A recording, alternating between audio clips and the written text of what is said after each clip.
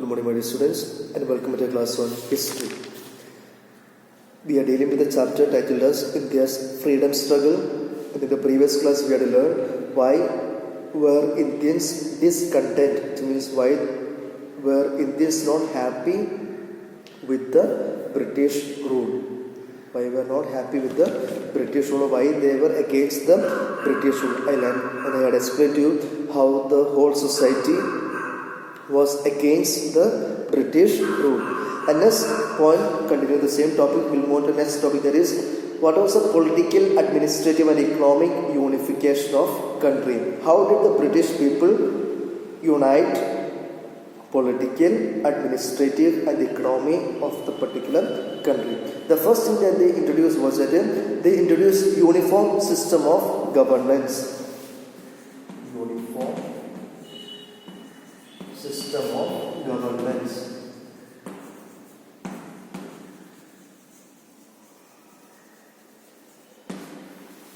And what does it mean? It means laws are uniformly applied to everyone in the country.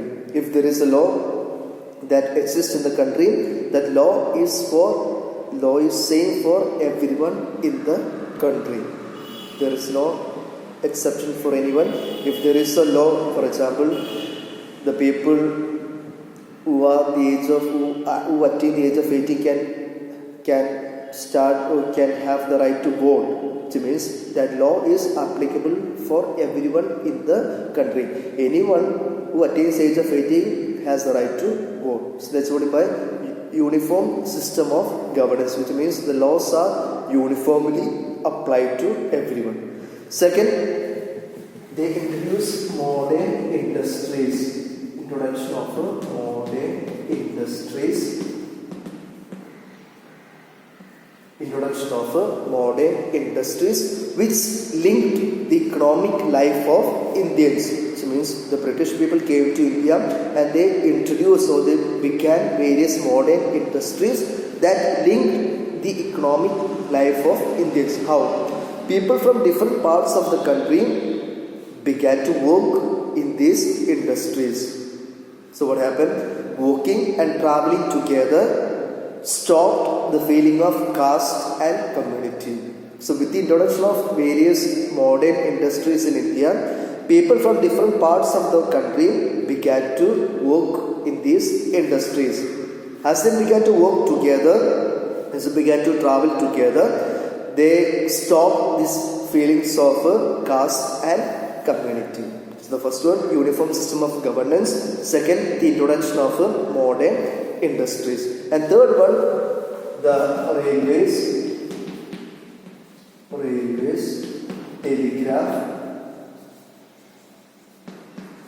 telegraph and postal.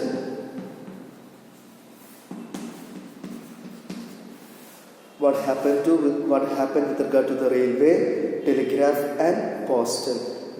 With the introduction of all these three things, railways, telegraph and postal, because of these three things, it established contact with one another.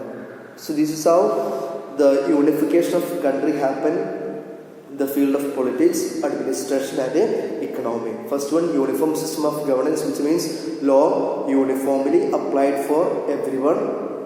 Introduction of modern industries helped people from different parts of the country to come together and work together in the industries, and this stopped the feelings of caste and community.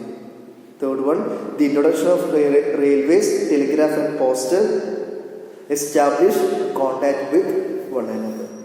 Okay, so we are clear with the first topic, that is political, administrative and economic unification of a country. I hope you are clear with it now. Now let's move on to the next one, that is spread of modern education. Spread of modern education. Why did the British people introduce modern education in India? The spread of modern education gave rise to nationalist feelings, because once they began to learn about equality, once they began to learn about freedom, with the introduction of modern education, it gave birth to the rise of, it gave birth to nationalist feelings. And British, why did the British people introduce the modern Western education? Because they wanted to prepare Indians, which means they wanted to prepare Indian people to work at low post, not the higher post, the low post in the administration. So that was the reason why the British people introduced modern Western education. They wanted to prepare Indians to work at low post, not the higher post, the low post in the administrative system in the administration. But what happened in reality? Exposure to Western thoughts and ideas. But once Indians were introduced to Western thoughts and ideas, they believed that this particular concept will turn Indians to the supporters of a British rule. So that was the main aim of introducing modern Western education. First one is to prepare Indians to work at the low post in the administration. Second, with this particular introduction of Western education, Indians will become supporters of a British rule. That was their aim. But once Indians were exposed to Western ideas, Indian people became aware of their rights. The ideas of freedom and equality began to rise in their mind, and they criticized the British government for not giving, for suppressing their rights. So this is what happened in reality. British introduced modern Western education so that they can prepare Indians to work at the low post in the administration, and they will become the supporters of a British rule. But once Indians were exposed to Western ideas, Indians became aware of their rights. They became aware of the ideas of freedom and equality, and they criticized the British for suppressing their rights. And next thing is about the English language. What was the role of the English language? English language became a unifying factor, which means something that united the people. How people from different parts of India, they had a common language, now that is English, to communicate with one another.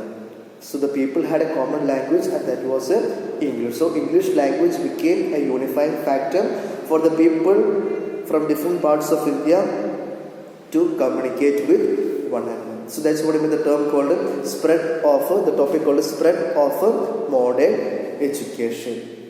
Okay. Now come to the next one, that is the role of press. What was the role of press? How did the press help the Indians? Indian press began to strengthen national consciousness. And how did it happen?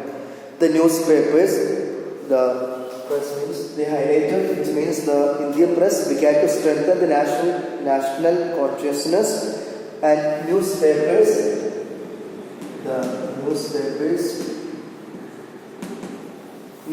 began to highlight anti-Indian policies of a British government. They began to highlight the policies that were against the Indian people, and the newspapers united the people to work for a common cause, that is against the British government. Which means that the newspapers exposed the anti-Indian policies, and it united people to work for a common cause.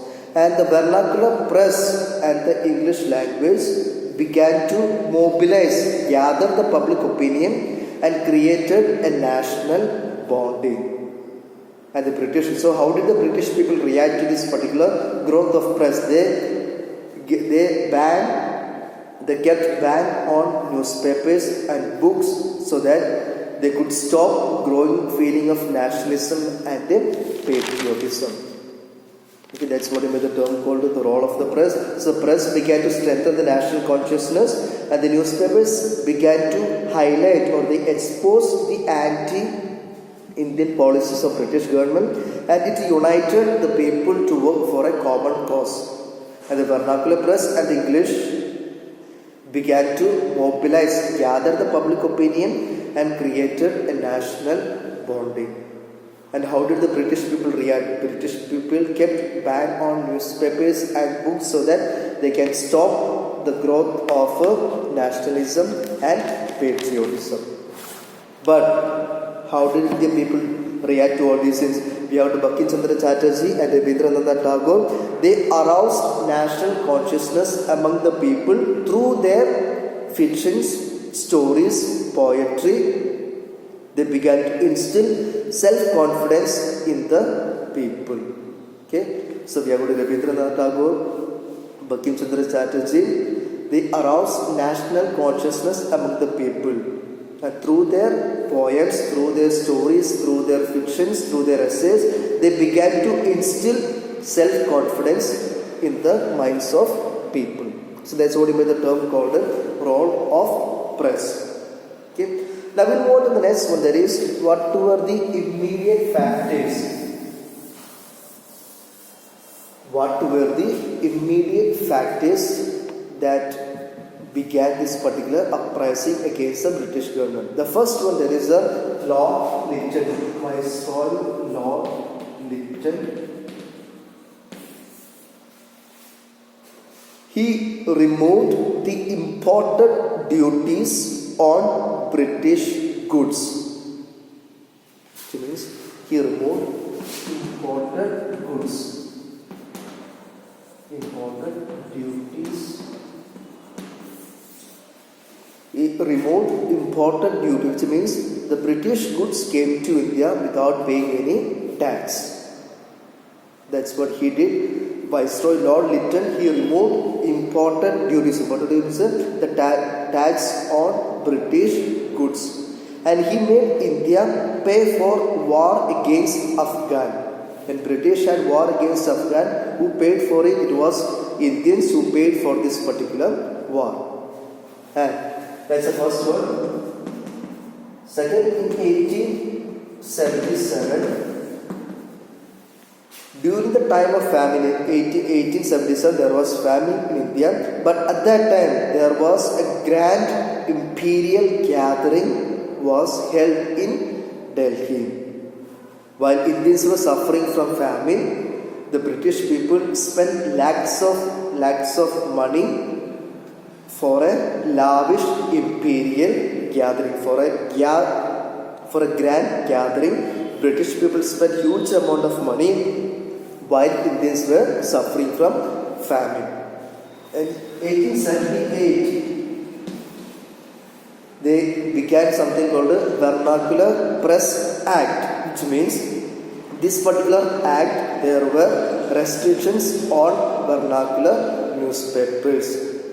British introduced Vernacular Press Act, and according to this particular act, there were restrictions on vernacular newspapers. Next one, 1878, they began something called the Arms Act. And what is this particular act? It forbade, which means it stopped Indians from possessing weapons. With this particular act, Indians were not allowed to possess any weapons. These are the immediate factors. The first one, removing the taxes on the British goods, making India to pay for the Afghan war. During the time of famine in 1877, British spent huge amount of money for a grand gathering. 1878, Vernacular Press Act, which kept restrictions on vernacular newspapers. 1878, they introduced something called the Arms Act, which forbade Indians from possessing arms. The last topic to be learned, that is the Ilbert controversy. And what is the Ilbert controversy?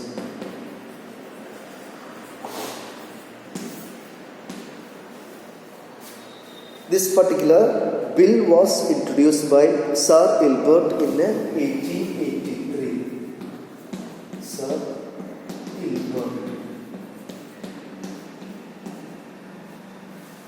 In 1883, Sir Ilbert introduced this particular bill. That's why it is known as a Ilbert Bill. And what is this particular bill? It gave a provision that allowed the Indian judges to try cases involving Europeans. It means if there is a case that involves an European, Indian judges were not allowed to try that particular case. It means the Europeans will be judged, will be trial only by the European people, European judges. Indian judges were not allowed to try cases involving the Europeans. So with this particular bill, Sir Ilbert Bill, it allowed the Indian judges to try cases involving Europeans. The Europeans were not happy. They began protest against that particular bill, and because of the protest, the government had to withdraw this particular bill. So in 1883, we have got a Ilbert Bill that allowed Indian judges to try cases involving the Europeans. Till then, it was not possible. If there is a case that involves the Europeans, that particular case will be trial only by the European judges. So with this particular bill, Sir Ilbert Bill in 1883, that allowed Indian judges to try cases involving the Europeans. But the European community was against it, and because of the protest, because of their protest, the government had to stop. The government withdrew that particular bill.